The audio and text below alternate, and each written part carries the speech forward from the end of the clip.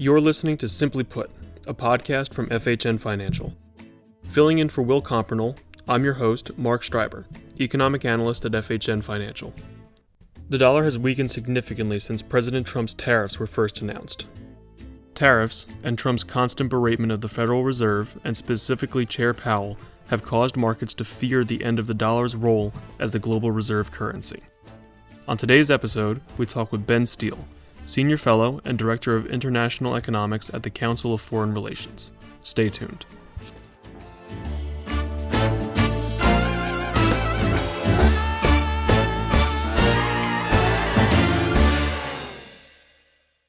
Coming up soon, our interview with Benn Steil. But first, a quick market update.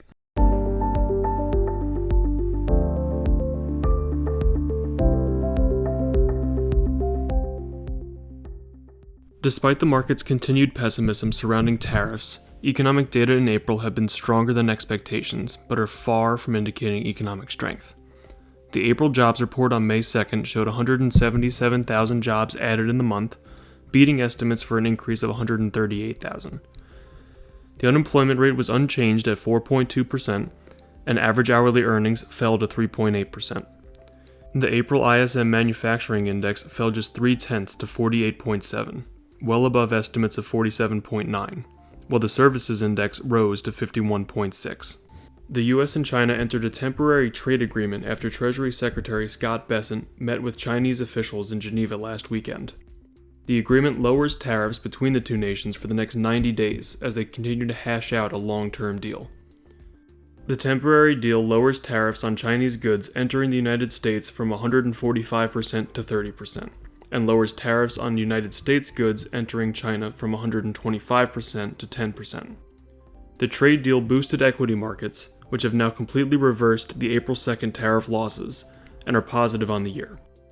Treasuries, meanwhile, have generally been range-bound since the start of 2025, barring the April 2nd volatility. 10s have bounced between 4.1% and 4.6%, while 2s have generally stayed between 3.6% and 4.2%. The April CPI gave markets an important first look at the impact of the April 2nd tariffs on prices. Goods and food prices rose slightly, but services prices, particularly for transportation and hospitality, fell, offsetting the increase. The headline and core indexes both rose 0.2, good for annual increases of 2.3% and 2.8% respectively. The 2.3% rise in the headline index was the smallest since February 2021, an encouraging sign on the inflation front. Markets largely shrugged off the report, however, and simply pushed expectations for tariff inflation from April to May. April retail sales rose just 0.1, which does not sound like much, but the headline index beat expectations of being unchanged and, more importantly, consolidates the 1.7% March increase. Core retail sales, which excludes autos, gasoline, and food sales, rose 0.2, which is still in solid territory given March's outsized strength. With April retail sales in the forecast, the Atlanta Fed's GDP Now estimate shows consumption running at 2.5% in the second quarter. The Producer Price Index fell 0.5 percentage point in April, and the core PPI fell 0.1, both well below estimates. The biggest decline in margins in the history of the series was a big reason for the decrease in the headline index, which shows that businesses are shouldering the weight of tariffs, at least for now. Whether businesses will continue to bear the brunt of tariffs remains to be seen. On their Thursday earnings call, retail giant Walmart said that they have been resisting raising prices due to tariffs, but that price increases are on the way. That's all for the market update this time. Now, our discussion with Benn Steil.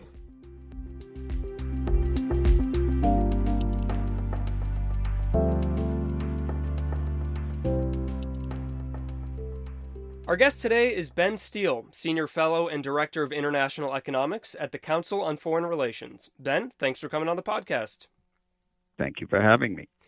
Our topic today is the U.S. dollar, how its unique role in the global financial system impacts foreign trade, and whether new policies could cause a paradigm shift in the coming years. Now, I think the start of what many call the dollarization of the global financial system goes back to right after World War II, when foreign leaders met in a small town called Bretton Woods, New Hampshire, to hash out the post-war global economy and financial system. Ben, take us back to 1944.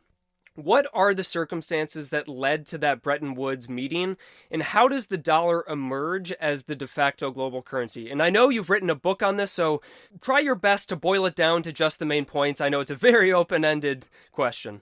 Sure. So, a number of important officials at the U.S. Treasury Department, in particular, a man named Harry Dexter White, a fascinating figure who most Americans are unfamiliar with, were convinced that World War II had very direct economic causes. In particular, they identified the outbreak of trade and currency wars in the early 1930s. So fast forward to the 1940s, World War II, and the Treasury Department begins to do some serious planning for a post-war order. There were going to be political elements of it. Of course, Franklin Roosevelt championed the creation of the United Nations, but there were also going to be new economic institutions that would, hopefully, this was the idea, prevent trade and currency wars and underpin the reestablishment of some sort of global trading system. I think then what emerges from these discussions, I get we want some stability. We don't want countries to go to war with each other economically and lead to some circumstances that led to World War II. But what then is set up that has the dollar emerge as what we come to think of as the de facto global currency, when sure it is under the control of the U.S. government, the Federal Reserve, but suddenly all of these global transactions find that the dollar is really important for them. You have to put yourself in the mindset of people around the world in the 1930s and 40s. Really, it was gold that was the global currency, and national currencies were better or worse surrogates for gold. They were basically vouchers for gold. By the time we get to World War II, however, the British Empire is bankrupt. And so the US dollar becomes the only credible voucher for gold in the world. It's the only thing that can be reliably exchanged for gold. By the time we get to the Bretton Woods Conference in 1944, the U.S. already controls about 60% of world monetary gold reserves. So most of the world that came to Bretton Woods, there were 44 allied nations involved, were there to find out what the United States was going to do about this problem, what sort of financial system could be set up that would promote stability over time. And the U.S. had conflicting objectives, which is not particularly surprising. On the one hand, they wanted to set up a genuinely cooperative multilateral system. On the other hand, they wanted to ensure that the U.S. dollar would have primacy, and that the IMF in particular, which was supposed to be a very powerful international institution, could never be turned against the United States. Thus, the United States was and remains the only member country of the IMF that has effective veto power on major policy issues. So it sounds like, almost from a lack of a better alternative, you have this superpower that is not crumbled to the ground after World War II, that has all these gold reserves, and so from a lack of a better alternative, the dollar becomes the numeraire of global finance. But a part of it is also that it does have this connection to gold that, say, the pound sterling does not have. Yet another important point in the dollar story comes in 1971 when Nixon takes the U.S. off the gold standard. Can you tell us what this change was and whether it impacted the dollar's role in international finance? The Bretton Woods system is often referred to as a quote-unquote gold standard, but it was very different from the classical gold standard of the late 19th century. As you remember, back in those days, the United States didn't even have a central bank yet. We were on the gold standard. And what did that mean? Broadly speaking, gold flows across borders were an equilibrating mechanism. As gold flowed into your country, interest rates went down. As gold flowed out, interest rates went up.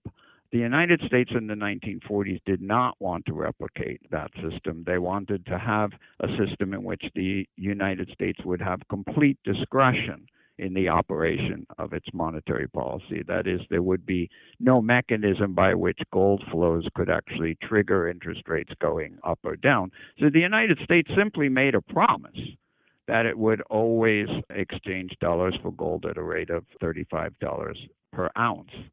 But as countries began accumulating dollars after World War II, and under the Bretton Woods agreements, the dollar was given a special place in the operation of the IMF. It was declared the equivalent of gold. So countries had an enormous incentive to accumulate dollars. Countries are accumulating dollars. The United States is supporting an ever-widening dispersion of dollars on a narrow fixed base of gold. Not surprisingly, countries start getting nervous about whether the United States could meet its promises.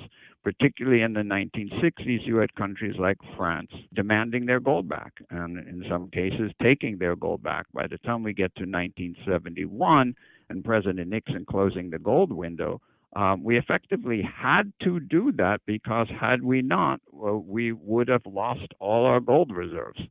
At that point, other nations had lost confidence that the U.S. dollar could continue to be guaranteed by a fixed amount of gold.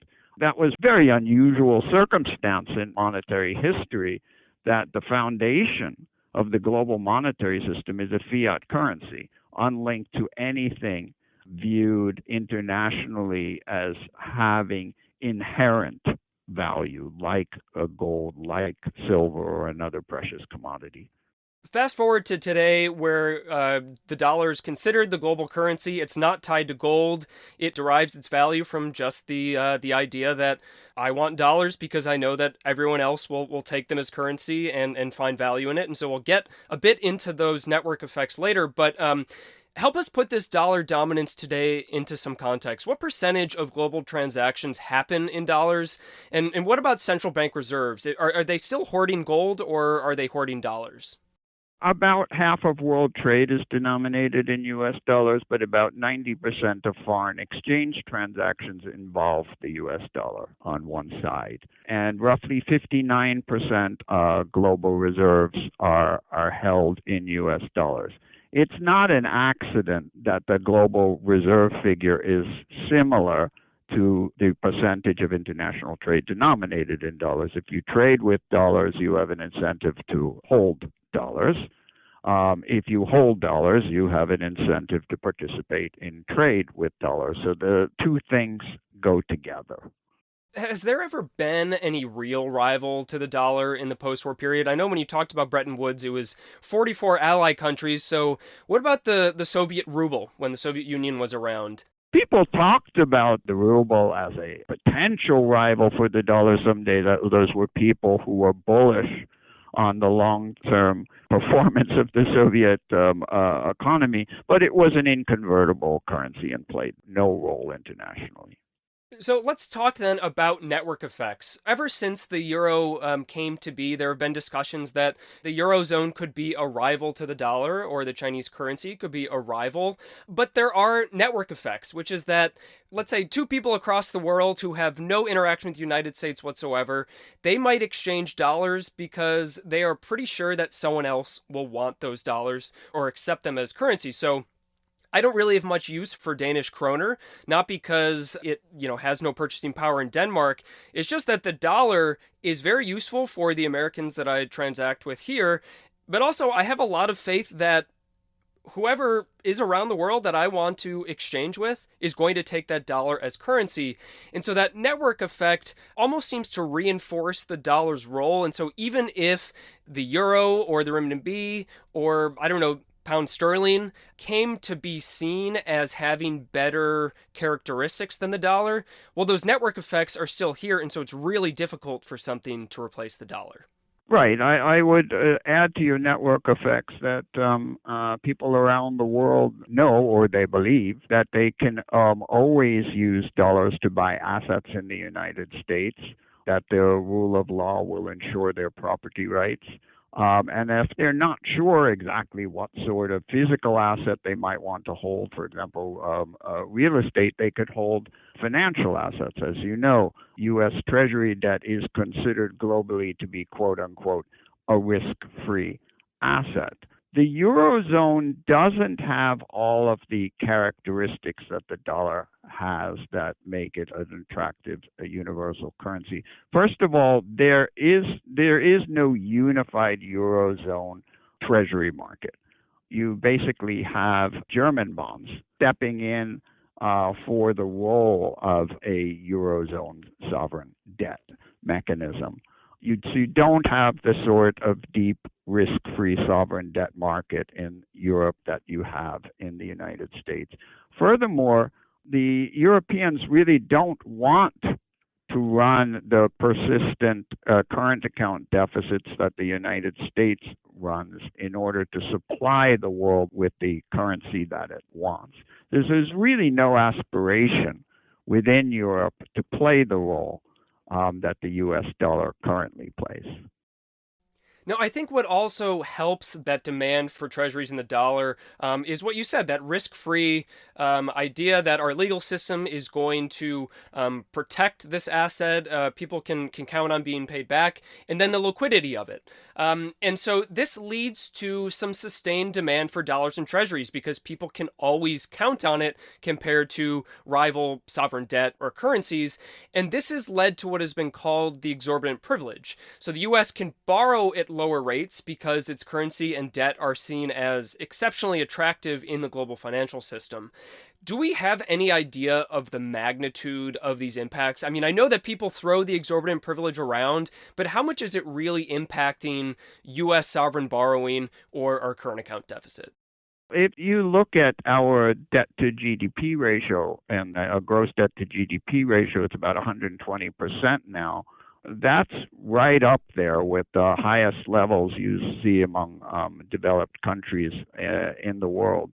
The reason that we can afford to do that, whereas a country like Argentina would be in a financial crisis at a much, much lower debt to GDP ratio, is precisely because countries want to hold US dollar assets. The upward trajectory in our national debt seemed to be a sort of free lunch for many, many years while interest rates were close to zero in the United States. But after COVID, as you know, with the supply shocks, when inflation took off to almost 10%, suddenly you had rates going back to levels we had not seen in many decades. And this has led to a very dangerous situation where debt service costs in the United States are rising substantially. Last year, we saw for the first time our interest service costs on the federal debt exceeding defense spending. So that's a very dangerous situation we put ourselves in. A couple things to follow up on there. So the first is it sounds like the exorbitant privilege, if that's what we're going to call it, allows us to have a larger budget deficit and pile of national debt than we would be able to enjoy otherwise. Do we know where that limit is? I mean, Japan's debt to GDP ratio is also huge. The yen is not seen as a global reserve currency. How far is the US from getting to that kind of cliff, so to speak? It's an excellent question. If you go back to the early days of the great financial crisis, 2007, when you saw the proliferation of strange instruments like CDS cubed, why was that? And that was because the demand for U.S. debt assets around the world was growing very rapidly, and the U.S. economy had actually to manufacture more debt to meet this demand. Of course, eventually we began overproducing it, leading to a major crisis in our financial institutions.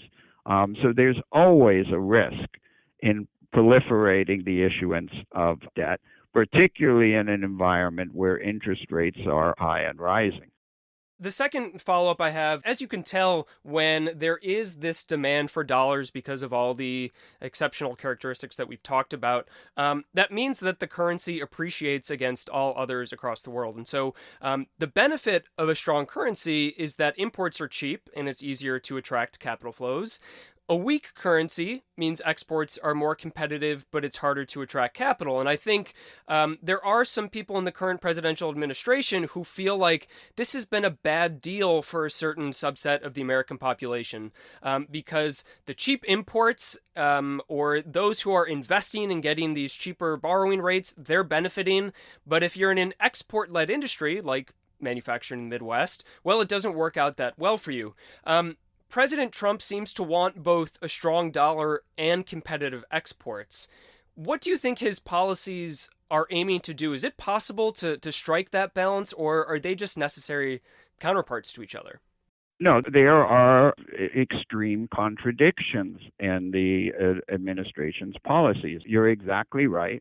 On the one hand, they're absolutely insistent that they want the U.S. to remain the dominant international currency. You may remember that President Trump threatened the BRICS countries, Brazil, Russia, India, China, South Africa, with yet more sanctions if they decided to pursue an alternative international currency. He said that they must not threaten the quote unquote mighty dollar.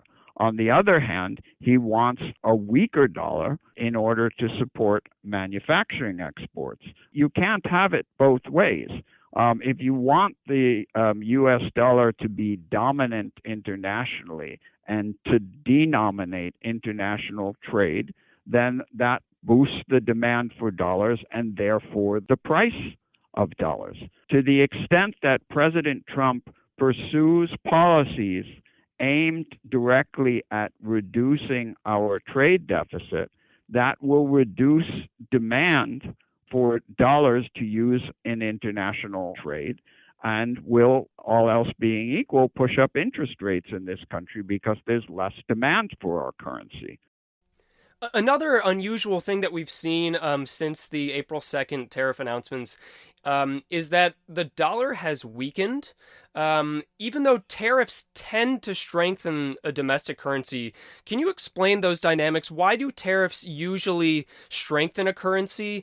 And what do you think is going on behind the scenes here that has made this unusual circumstance?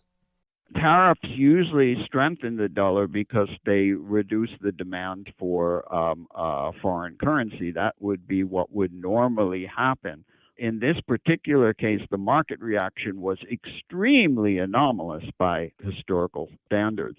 Generally, whenever you see even a whiff of a global financial crisis, you see money around the world flooding into U.S.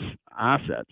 In this particular case, we saw precisely the opposite. And that's because the market is becoming concerned that the United States is no longer willing to play the role that it's traditionally played as the issuer of the dominant international reserve currency, that the tariffs indicated that the United States was not willing to bear persistent trade deficits anymore. Therefore, the long-term demand for dollars was necessarily going to decline.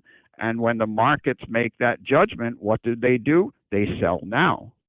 Now, one scenario that has been thrown out there where potentially the U.S. could have this stronger currency but still get good capital flows and really have its cake and eat it too, has been through this talk of what's called a Mar-a-Lago Accord that would change the dollarization of the global economy. And to be clear, as we record this, the Mar-a-Lago Accord is very speculative right now. A lot of the ideas come from a paper published by a White House aide late last year.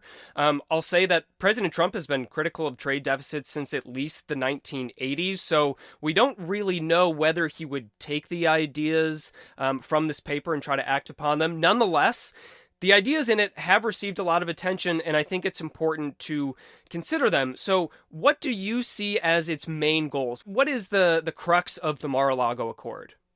Twofold. On the one hand, to push down the value of the dollar, to make U.S. manufacturing exports in particular more competitive, and to repatriate manufacturing jobs into the United States. But at the same time, this conception of a Mar-a-Lago Accord, it doesn't actually exist, aims to keep the U.S. dollar dominant in international monetary affairs. How does it aim to do that?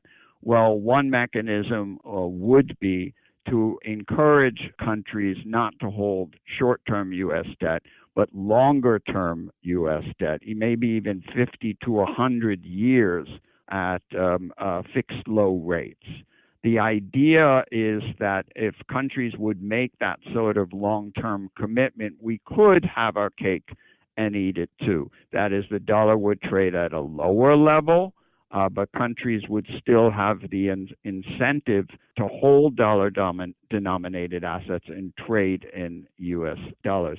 But I must say that the logical thread that would tie together the components of what's been called the Mar-a-Lago Accords are pretty thin.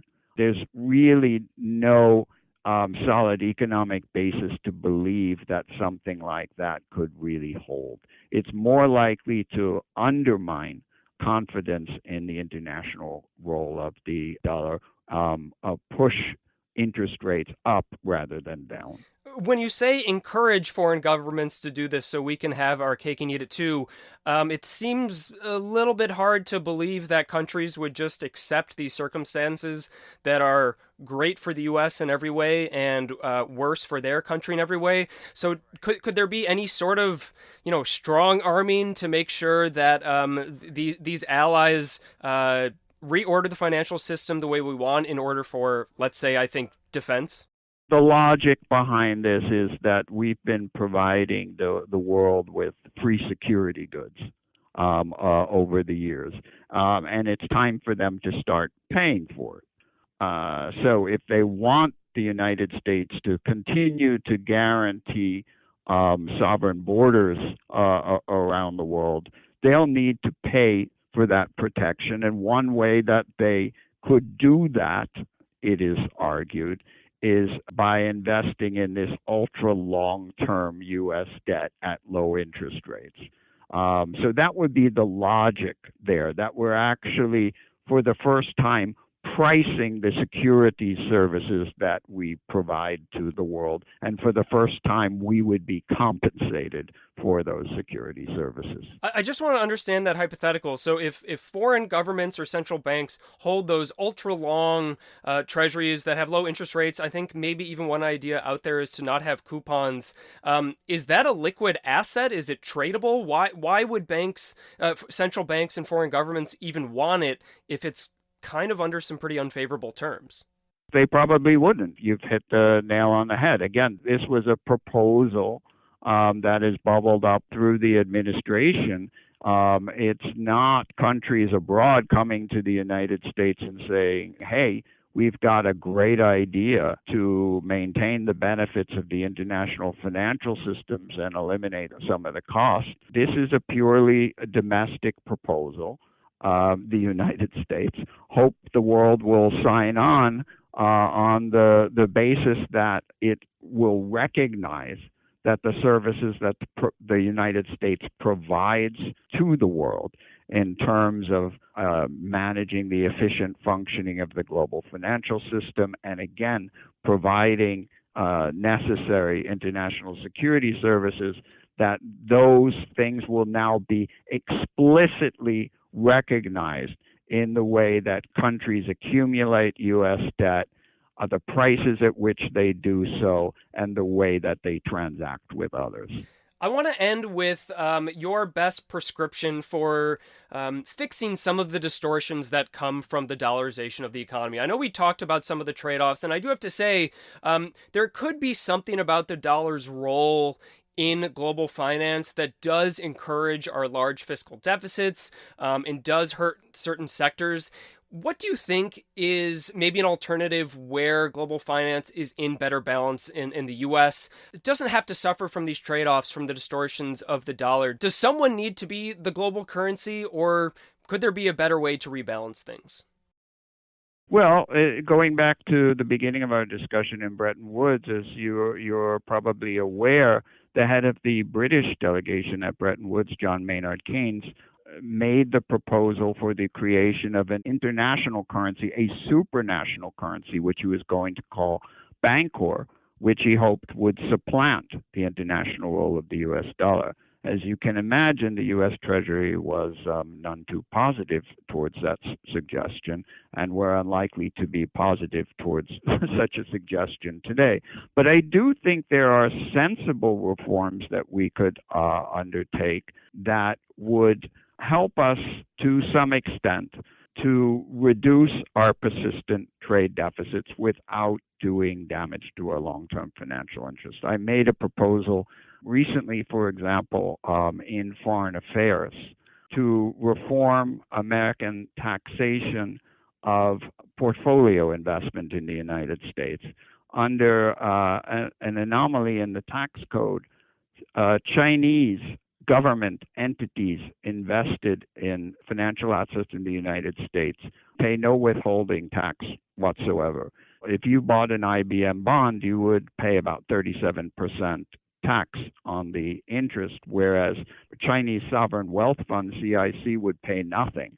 That gives China an enormous financial incentive to accumulate financial assets, and the cause and effect between trade deficits and capital flows goes in both directions. So to the extent that China is given this artificial financial incentive to hold U.S. assets, they need to dump their exports into the United States in order to accumulate the dollars to participate in these investments. So I've proposed eliminating this anomaly, applying the standard 30% withholding rate to Chinese government entity portfolio investments in the United States, which I calculate would reduce the U.S. trade deficit with China by about 16% per year. Wow, that's incredible. And so are there other little fixes like that, kind of realigning incentives optimally that would, you think, bring the global financial system into better balance? Or is that Chinese thing really an unusual exception? Yeah, that's as close as I can identify, Will, frankly, to a free lunch, as it were. There aren't many free lunches. Most anything that we would want to do to change the operation of the international trading system will have implications on the financial side, some of which will be negative for us. The best thing that we can do to protect ourselves is to get our financial house in order. We have to start bringing the budget deficit down. This is particularly critical with interest rates up at the level that they are. And of course, tariffs are making the problem worse by pushing up prices and delaying the reduction of interest rates in the United States. You know, we're not moving in a sensible direction on fiscal policy right now, and that, I think, is the number one root of our problem. Benn Steil, thanks for coming on the podcast.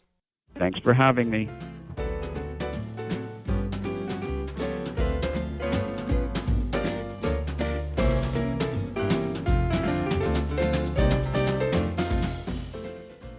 That was Benn Steil, Senior Fellow and Director of International Economics at the Council of Foreign Relations. His expertise on the dollar's ascent to becoming the world's reserve currency and the implications of the dollar being the reserve currency are particularly pertinent today. The network effect and the belief in the value of the dollar today means there is no real substitute for the dollar as the world reserve currency, at least not right now. Next week is light on economic data, but there are a few releases that could help shape second quarter GDP estimates and the economic outlook in this new global trade system. On Monday, the leading index is expected to have contracted further in April, with the street consensus being a decline of 0.8. Traders' attention will also be on initial jobless claims on Thursday, which have yet to show any real impact from government job cuts or a jump in layoffs from companies impacted by tariffs. Existing home sales on Thursday and new home sales on Friday will likely show continued strain in the housing market as mortgage rates have remained high. Conference Board consumer confidence for May and durable goods orders for April will be released the following Tuesday. The May FOMC minutes will be released that Wednesday, which could provide some additional detail on what members are focused on or concerned about following the April 2nd tariff announcement. Personal income and spending and PCE inflation will be released next Friday, in what is likely the biggest market-moving release remaining in May. FOMC members and markets are eager to see how much spending has changed now the tariffs are in place.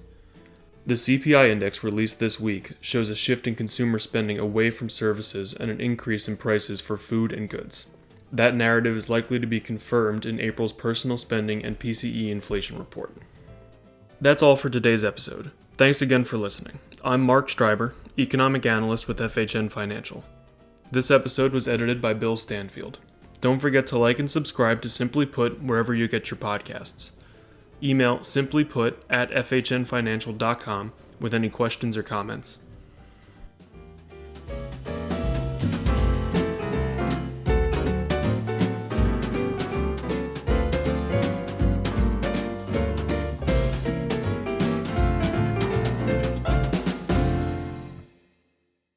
This podcast is presented for informational purposes only and is not intended as an offer or solicitation with respect to the purchase or sale of any security.